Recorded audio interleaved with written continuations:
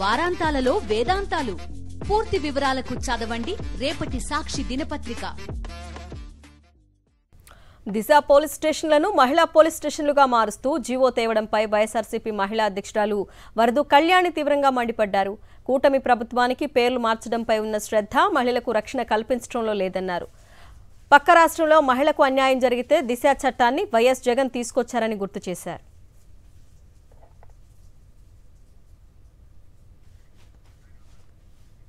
కూటమి ప్రభుత్వం మహిళల రక్షణపై దృష్టి పెట్టాలంటున్న వరదు కళ్యాణితో మా ప్రతినిధి నాయుడు ఫేస్ టు ఫేస్.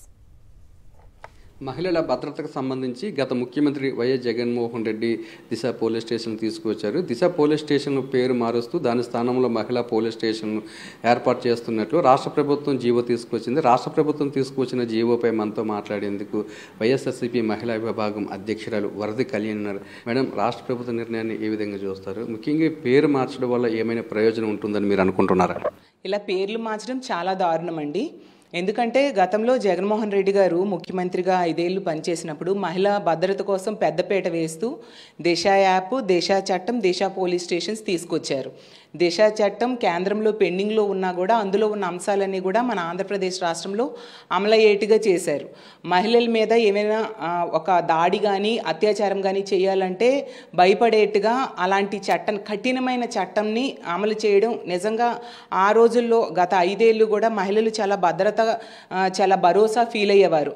ఆ దిశ యాప్ ద్వారానైతే ఇంచుమించు 2700 మంది మహిళలు ఆ యాప్ను ఉపయోగించుకొని రక్షణ పొందారు. ఎందుకంటే యాప్ను ఆన్ చేసిన 10 నిమిషాల్లో పోలీస్ వెహికల్ వచ్చి వాళ్ళకి కాపాడే ఒక సిస్టమ్ని ఏర్పాటు చేయడమే కాకుండా ఈ దిశ పోలీస్ స్టేషన్లో డిఎస్పీ స్థాయి అధికారిని ఏర్పాటు చేయడం వలన మహిళలు చాలా ధైర్యంగా అక్కడికి వచ్చి తమ సమస్యలు ప్రస్తావించి కంప్లైంట్స్ ఇచ్చుకునేవారు.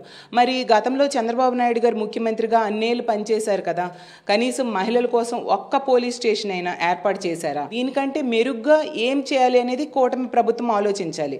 మహిళల భద్రత కోసం ఏం చర్యలు తీసుకోవాలి, మహిళల రక్షణ కోసం ఏం చర్యలు తీసుకోవాలి అనేసి. అది మానేసి ఇలా పేర్లు మార్చడం వలన ఏంటి ఉపయోగమో నాకు అర్థం కావట్లేదు. ఈ కూటమి ప్రభుత్వం అధికారంలోకి వచ్చిన దగ్గర నుంచి కూడా హోమ్ మినిస్టర్ అయితేనే, మిగతా మంత్రులు అయితేనే ఒకటే చెప్తూ ఉన్నారు, దిశ చట్టం లేదు, దిశ యాప్ లేదు. ఇలా చెప్పడం వలన ఇలాంటి దుర్మార్గులకి అదొక అవకాశంగా మారి గత 3 నెలలుగా తీసుకుంటే ఎన్ని హత్యలు జరుగుతున్నాయి ఆడబిడ్డల మీద, ఎన్ని అత్యాచారాలు జరుగుతున్నాయి మనందరం చూస్తూ ఉన్నాం. వాళ్ళ రక్షణ కోసం ఏం చర్యలు తీసుకుంటుంది ఈ కూటమి ప్రభుత్వం? అది మనకేమీ వీళ్ళు చెప్పట్లేదు సరి కదా. ఇలా పేర్లు మార్చడం మీద దృష్టి పెడుతూ ఉన్నారు. కాబట్టి నేను విన్నవించుకునేది ఏంటంటే మహిళల భద్రత మరింత మెరుగ్గా ఏం చేయాలి దాని మీద దృష్టి పెట్టండి, ఇలాంటి పేర్లు మార్చడం మీద కాదు అని తెలియజేస్తూ ఉన్నాను.